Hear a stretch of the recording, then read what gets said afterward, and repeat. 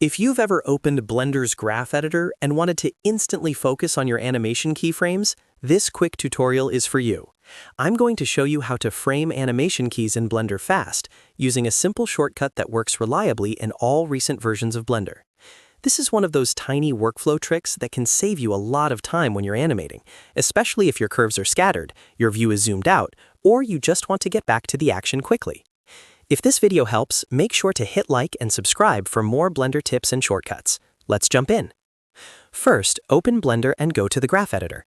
You can do this from any area by changing the editor type to graph editor, and this is where you'll see your animation curves and keyframes. Once you're in the graph editor, the next step is to select the keyframes you want to focus on.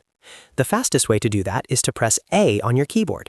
That selects all keyframes visible in the editor, which is perfect if you want to frame everything at once. If you only want to frame a specific set of keys, you can manually select just those keyframes instead. After your keyframes are selected, press Numpad period or Numpad dot. This is the frame selected shortcut, and Blender will instantly zoom and center your view around the selected keyframes.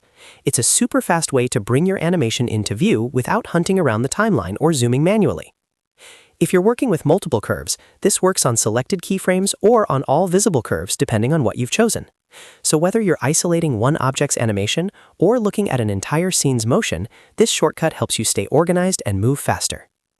And if you ever want an alternative method, you can also use the menu at the top and go to View, then choose Frame All.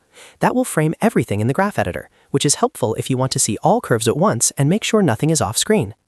But for most cases, the shortcut is the quickest option.